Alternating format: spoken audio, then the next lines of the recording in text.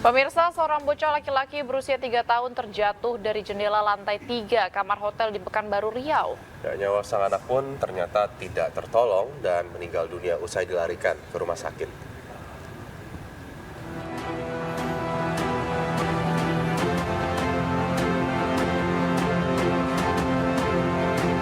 Diketahui saat peristiwa terjadi, ibu dan ayah korban sedang pergi keluar meninggalkan kamar hotel. Peristiwa jatuhnya bocah 3 tahun dari jendela lantai 3 kamar hotel pun pertama kali diketahui oleh security hotel.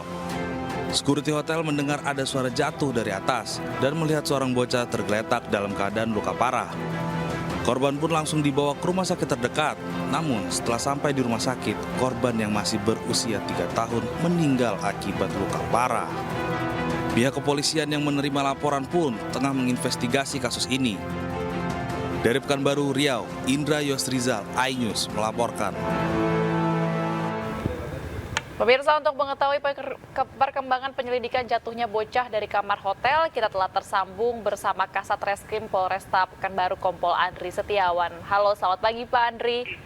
Terima kasih telah bergabung bersama kami di Lapor Polisi hari ini. Ya, Pak Andri, bagaimana perkembangan penyelidikan jatuhnya bocah dari ketinggian ini hingga meninggal dunia? Apa yang telah ditemukan oleh pihak polisian?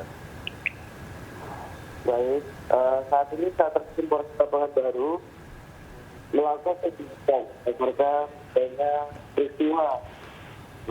peristiwa kurang lebih 4 tahun jatuh dari hotel dan juga dilakukan pendalaman dari pihak keluarga maupun dari hotel.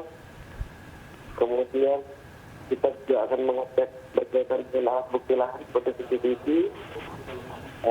Mengetahui jika ada pipa berkaitan dengan aspek tersebut. Baik, Pak Andri, sejauh ini sudah ada berapa saksi yang sudah diperiksa, Pak?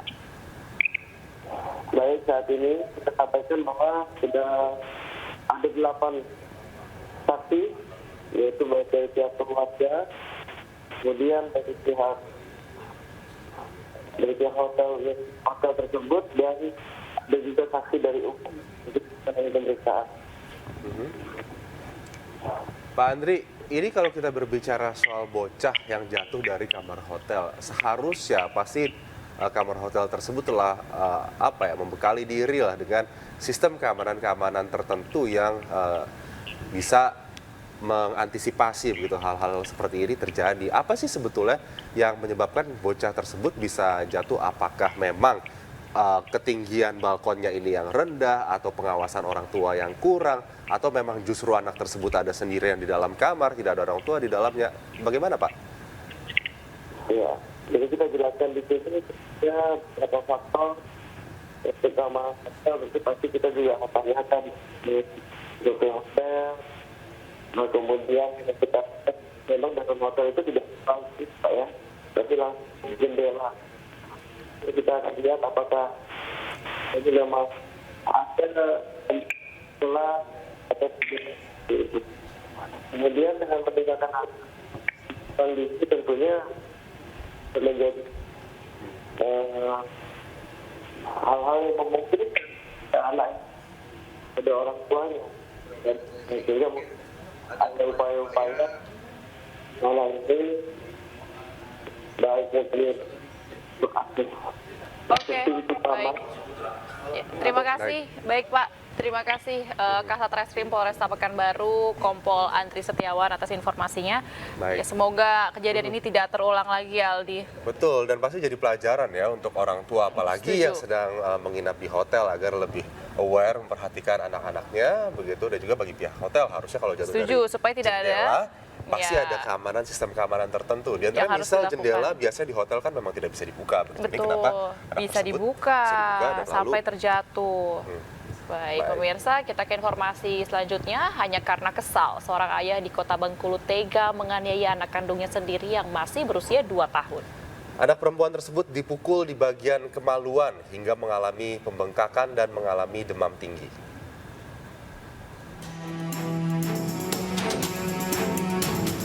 Seorang ayah berusia 32 tahun ini ditangkap polisi. Aksinya tak terpuji Ia tega melakukan penganiayaan terhadap anak perempuannya yang baru berusia 2 tahun. Korban dipukul di bagian kemaluan hingga mengalami pembekakan. Kasus ini terungkap ketika nenek korban datang berkunjung untuk menemui cucunya.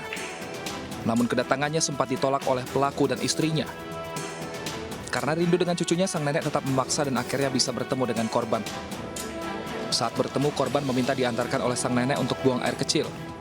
Di saat itu, korban mengeluhkan sakit di bagian kemaluan. Dan setelah dilihat kemaluan sang anak mengalami bengkak, selain itu sang anak juga dalam kondisi panas tinggi. Tak terima atas perbuatan tersebut, nenek korban melaporkan kejadian ini ke polisi. Membawa si cucu ini ke kantor polisi, yaitu Satreskrim Polres Bengkulu, yang dimana dilarang di situ oleh si pelaku dan si istri. Yang menjadi kejadian tersebut bahwasanya si pelaku itu memukul kemaluan dari si anak kandung dia sendiri itu, yang dimana si korban anak mengalami badan yang panas tinggi, yaitu sampai 39 kata pengakuan dan keterangan dari si anak. Pasca mendapatkan laporan, polisi langsung menangkap pelaku yang berprofesi sebagai security. Pelaku mengaku memukul anaknya karena kesal, namun polisi masih mendalami apa yang melatar belakangi perbuatan sadis pelaku. Akibat perbuatannya, pelaku terancam dijerat dengan Undang-Undang Perlindungan Anak dengan ancaman 5 tahun penjara.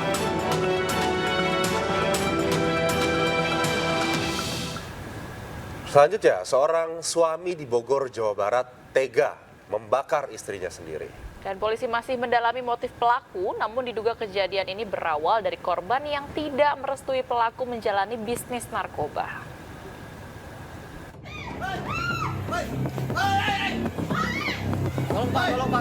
Peristiwa ini viral setelah diunggah salah satu akun di media sosial. Terdengar suara teriakan saat kejadian tersebut. Pemotor perempuan yang sedang berkendara ditikam di pinggir jalan oleh mantan suaminya. Korban yang sedang mengendarai motor usai berbelanja diberhentikan oleh pelaku. Tak lama pelaku pun langsung menganiaya korban dengan menggunakan sebilah parang ke wajah mantan istrinya berulang kali.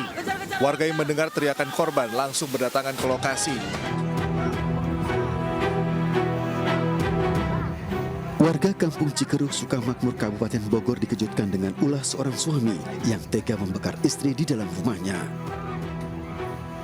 Dengan sigap warga mendatangi rumah yang nyaris ludes terbakar. Oleh warga, pelaku langsung ditangkap dan diserahkan ke polisi. Istri tersangka alami luka bakar di beberapa bagian tubuhnya dan dilarikan ke rumah sakit. Mungkin di situ akhirnya mungkin timbul ada sedikit masalah yang tidak lama kemudian suaminya ini keluar dan membawa bahan bakar bensin atau pertalit, kemudian disiramkan kepada istrinya dan kasur yang ada di dalam kamar tersebut kemudian dibakar. Diduga peristiwa pembakaran ini terjadi karena korban tidak menghendaki bisnis narkoba yang dijalankan oleh suaminya. Polisi masih mendalami motif tersebut dengan meminta keterangan dari pelaku. Dari Bogor, Jawa Barat, Cahyat Supriyatna, iNews melaporkan.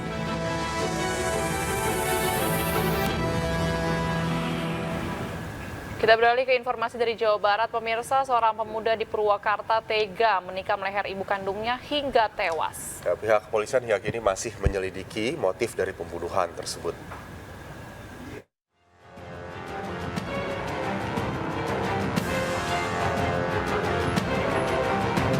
Warga Kampung Gendol, Desa Gunung Hejo, Kecamatan Darang dan Purwakarta, Jawa Barat digemparkan dengan seorang anak yang tega membunuh ibu kandungnya sendiri.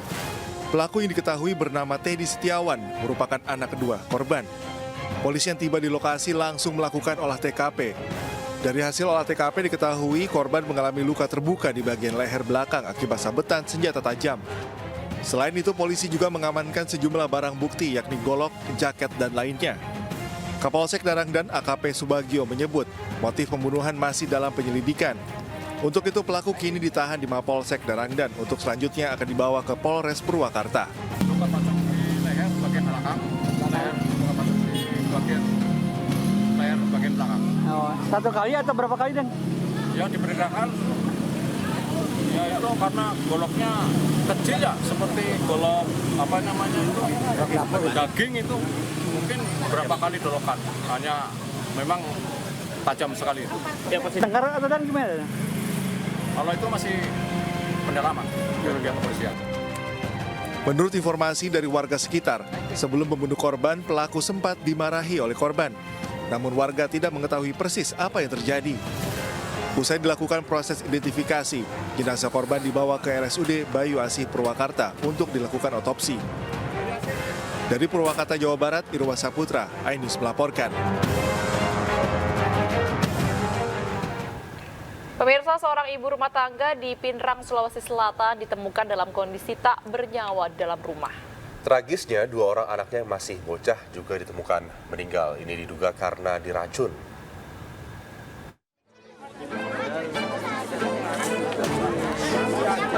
Warga di Kelurahan Paki, Kecamatan Tiorang, Pinrang dikejutkan dengan tewasnya 2 anak dan ibunya di dalam rumah mereka. Kesedihan dirasakan warga atas kepergian ibu dan buah hatinya tersebut.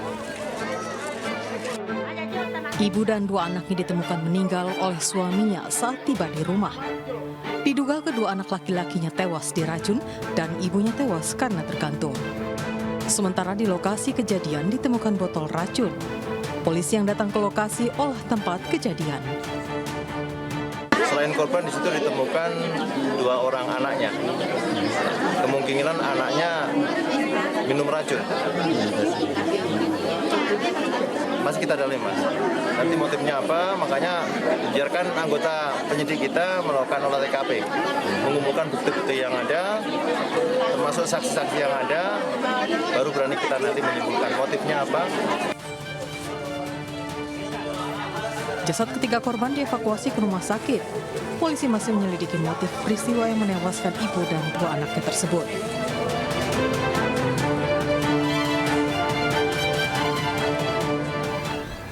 Diduga terjerat hutang dan tidak mampu bayar, seorang ibu rumah tangga di Grobogan, Jawa Tengah mengakhiri hidupnya.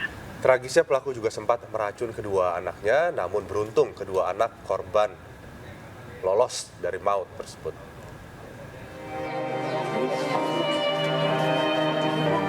Keluarga Lasmi terpukul atas kematian ibu 2 anak tersebut dengan cara tragis. Tetangga dan kerabat bahkan harus berusaha menenangkan salah seorang anggota keluarga Lasmi akibat mengalami kesedihan mendalam. Lasmi diduga meninggal dunia akibat mengakhiri hidupnya. Warga desa Kecamatan Pulau Kulon, Grobogan, Jawa Tengah ini ditemukan tergeletak bersama kedua anaknya di kamar tidur. Tiba-tiba ada yang tahu, udah pada di kamar, udah pada, ya ada yang masuk. Setelah diselidiki di dapur itu ada sisa makanan yang sudah tercampur sama obat gitu. Polisi mengolah TKP dan mendapati sisa makanan dan racun tikus di rumah korban. Kuat dugaan, sebelum tewas, korban mengajak kedua anaknya mengkonsumsi makanan beracun. Berdasarkan informasi dari saksi-saksi, dugaan ada faktor ekonomi karena sebelumnya si korban ini sempat meminjam uang untuk melunasi utangnya di salah satu bank. Namun oleh warga tersebut belum dikasih, sambil menunggu suaminya datang pulang kerja dari Dempet. Akibat terlilit utang dan tidak mampu membayarnya, Lasmi tewas mengenaskan. Sementara, kedua anaknya berhasil selamat dan dirawat intensif di RSUD Dr. Sujati Purwodadi, Grobogan, Jawa Tengah.